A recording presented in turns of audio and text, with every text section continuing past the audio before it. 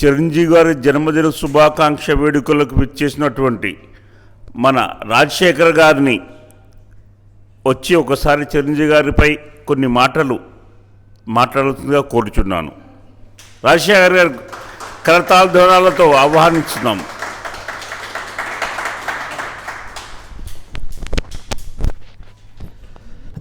ముందుగా చిరంజీవి ఫ్యాన్స్కి బేరంలో ఉన్న మన తెలుగు వాళ్ళందరూ అందరి తరఫున మన మెగాస్టార్ చిరంజీవి గారి బర్త్డే సెలబ్రేషన్ జరుపుకోవడం చాలా సంతోషంగా ఉంది.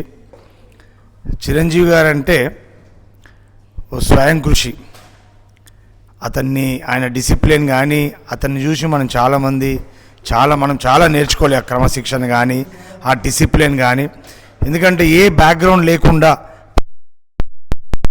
రోజులల్లా ఒక వర్గానికి చెందిన హీరోలు డామినేట్ చేస్తుండే ఇతను ఏ బ్యాక్గ్రౌండ్ లేకుండా, వాళ్ళ ఫ్యామిలీ ఏ బ్యాక్గ్రౌండ్ లేకుండా స్వయం కృషితోటి రాత్రి అనక పగలనక కష్టపడి ఆయన టాలెంట్ని నిరూపించుకొని మన ఖైదీ సినిమా ద్వారా ఒక గొప్ప, తర్వాత కోదండరాం రెడ్డి గారు చాలా సినిమాలు హెల్ప్ చేశారు. ఆయనని మెగాస్టార్ చేయడానికి కారణం కోదండరాం రెడ్డి గారు, మన రాఘవేంద్రరావు గారు, ప్లస్ అభిమానులు ఆయన పట్ల చూపించిన ఆదరణ, ఆయన డ్యాన్సులు కానీ ఆయన డైలాగులు కానీ.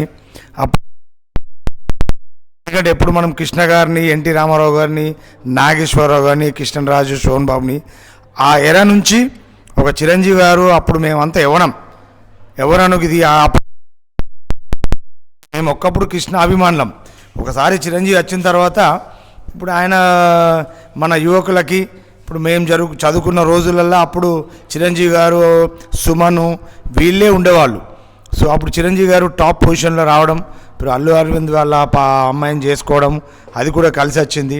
దాని ద్వారా కూడా ఆయనకు అదృష్టం కలిసి వచ్చింది. ఎన్నో సినిమాలు అద్భుతంగా సూపర్ హిట్లు చాలా సినిమాలు చేశారు. అండ్ అతనికి ఈ మధ్యనే పద్మభూషణ్ అవార్డు కూడా ఇచ్చారు. అండ్ మళ్ళీ ఆయన బ్లడ్ డొనేషను చాలా సేవలు చేస్తున్నారు. అలాంటి వ్యక్తిని మనం నిదర్శనం తీసుకోవాలి. మనం కష్టపడుతున్నాం. ఇక్కడ కూడా బహిరంగ మనం దేశంగా వచ్చాం. మనం స్వయం కృషితో కష్టపడుతున్నాం. మనకు కూడా ఏ బ్యాక్గ్రౌండ్ లేవు. మనం చిరంజీవి లాగానే ఇక్కడ కూడా మనం కూడా మెగా స్టార్లమే.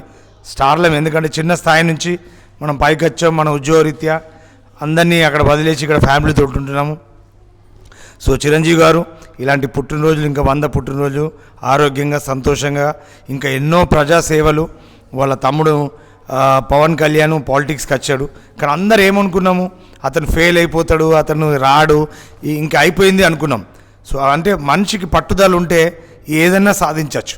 పాపం ఆయన పవన్ కళ్యాణ్ అవమానాలు పడ్డాడు.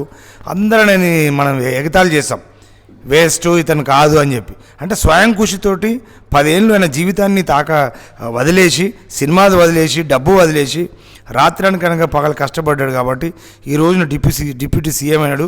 అతని ద్వారానే టీడీపీ ఫామ్ అయింది ఆంధ్రప్రదేశ్లో. అది మాత్రం మనం గురించుకోవాలా. సో అది అందరూ మర్చిపోకూడదు. నేను మళ్ళీ చెప్తున్నా, ఇక్కడ ఎవరైనా టీడీపీలు ఉన్నావా అని కానీ, చంద్రబాబు నాయుడు కానీ అక్కడ మెసేజ్ కూడా ఇవ్వాలి. ఈ రోజున పవర్లు వచ్చిందంటే కేవలం పవన్ కళ్యాణ్ ఫ్యాన్స్, పవన్ కళ్యాణ్ వాళ్ళ మొత్తం ఆ వర్గానికి చెందిన వాళ్ళతోటే అంత మెజారిటీ రాగలిగింది. సో దానికి కారణం స్వయం కృషి, ఏ బ్యాక్గ్రౌండ్ లేకుండా. చిరంజీవి గారు కూడా అప్పుడు ఎన్నో అవమానాలు పడ్డాడు. ఆయనను కష్టపడి సాధించాడు, ఈరోజు మెగాస్టార్ అయ్యాడు. సో ఇలాంటి మన మొత్తం చిరంజీవి అభిమానులు అండ్ రాయుడు ప్రెసిడెంట్ అనుకుంటాను. ఇంకా మీరందరూ కూడా ఇలాంటి జరపాలని చెప్పి మనస్ఫూర్తిగా కోరుతుంటూ, మా తరఫు నుంచి కూడా ఏమైనా సాయం కావాలని రాయుడికి ఎప్పుడు చెప్తుంటాను. I'm ready to help anything. ఏదైనా స్పాన్సర్షిప్ కావాలన్నా, మీరు ఇంకా పెద్ద ఎత్తున చేయడానికి కూడా మా తరఫు నుంచి ఏదైనా స్పాన్సర్షిప్ కావాలని కూడా డెఫినెట్లీ మీరు చెప్పండి, ముందు ఇన్ఫార్మ్ చేయండి. దానికి తగ్గట్టు డెఫినెట్లీ అరేంజ్ చేస్తాం.